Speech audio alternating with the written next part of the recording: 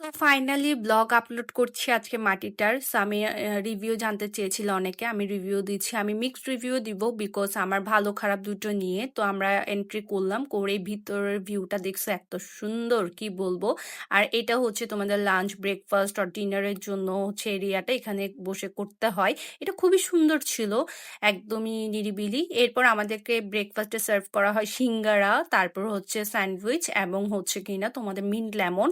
Mint লেমনটা একদমই বাজে ছিল, বাট সিঙ্গারা বেস্ট মানে বেস্ট। এরপর আমরা চাইছিলাম যে আমরা পেমেন্ট করে সিঙ্গারা নিব, বাট ওনাদের কাছে ছিল না, লিমিটেড ছিল। আর স্যান্ডউইচ যেভাবে হয় অ্যাজ ইউজুয়াল এভাবেই ছিল। মানে এত বেশি আমি রিভিউ দিব না, যেভাবে খাওয়া হয় নর্মাল সেভাবে। দেন আমরা চিন্তা করলাম আমরা একটু গিয়ে একটু ঘুরি। বাট কি পরিমাণ যে রোদ বলে বোঝানো যাবে না। টোটালি আমাদের মানে বলতে গেলে মাথা ব্যথা উঠে গেছে এরকম একটা অবস্থা। সো আমরা একটু ঘুরে ঘুরে দেখছিলাম। এখানে খুবই সুন্দর সুন্দর তোমাদের মানে প্লেস, যেখানে তোমরা ছবি তুলতে পারবা। আর এখানে একটা দোলনা ছিল। আমাদের অবস্থা দেখো, স্কিনের অবস্থা খুবই বাজে হয়ে গেছে গরমে।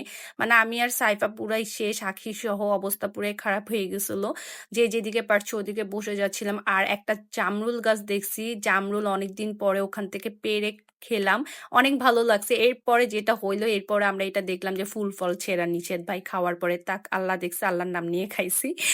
সো যাই হোক, এরপরে আমি একটা একটা ভিউ নিচ্ছিলাম, কি যে বলবো, দেখার মতো ভিউ গুলো, বাট আনফরচুনেটলি গরমে সবকিছু শেষ করে দিছিল। আর এখানে হচ্ছে ওদের যে থাকার যে ব্যবস্থা করে, যারা রাতে স্টে করতে চায় তারা রাতে স্টে করতে পারবে। আমরা যেহেতু ডে প্যাকেজ নিয়েছিলাম, সো আমাদের ডে প্যাকেজের মধ্যে যা যা ছিল আমি সেগুলোই বলছি।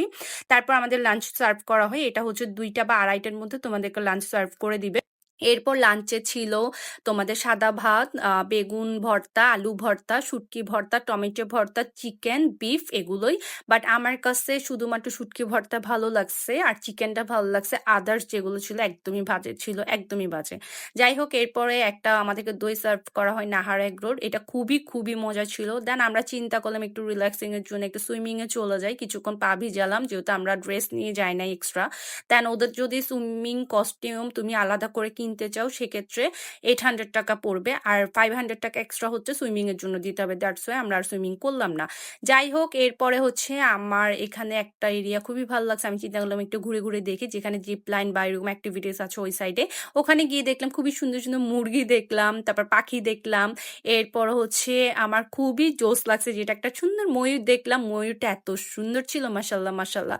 তো আমি বারবার বলছিলাম ভাই একটু আমাদেরকে একটু পাখনাটা মেলে দেখা, বাট ওরা নাকি বৃষ্টি পড়লে পাখনা মেলে, আদারওয়াইজ মেলে না।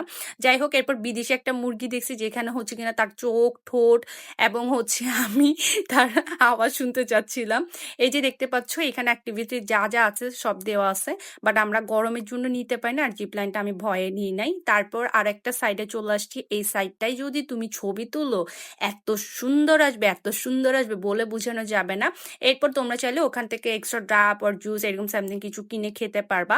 তারপর হচ্ছে 5টার দিকে আমাদের হচ্ছে যে নাস্তা, ওগুলো হচ্ছে আমাদের সার্ভ করা হয়। এটাও বাফেটের স্টাইলে ছিল। এখানে ছিল সবজি পাকোড়া, তারপর ছিল আনারস মাখা, তারপর চটপটি, এগুলোই ছিল। যে যার মতো নিয়ে খাচ্ছিল। আনারসটা দেখতে কি যে লোভনীয় লাগতেছে, বাট আমার কাছে মোটামুটি লাগছে। বাট ওদের হচ্ছে যেটা বলবো বেস্ট ছিল পাকোড়াটা। আমরা অনেকগুলো পাকোড়া খাইছি, অনেক বেশি মজা ছিল পাকোড়াটা। আর সাথে ওরা যে একটা সস দেয় না, ওটা দিয়ে খেতে ভীষণ মজা ছিল। আমি এই পাকোড়াটা হাইলি রিকমেন্ডেড করব, যারা যাবা অবশ্যই এটা খেয়ে দেখবা যে আমার সাথে মিল আছে কিনা টেস্টের সাথে। তারপর হচ্ছে একটা চা সার্ভ করে। সো এই হলো মাটিটার রিভিউ, যারা জানতে চেয়েছিলে। সো এই সামারে আমি বলবো টাকাগুলো নষ্ট না করে যেও না কেউ মাটিটাতে। এটা বৃষ্টি পড়লে বা হচ্ছে উইন্টারে যেতে পারো, এনজয় করতে পারবা। So that's it for today. Then আমরা ব্যাক করলাম বাসায়। ডে প্যাকেজ এতটুকু। আল্লাহ হাফেজ।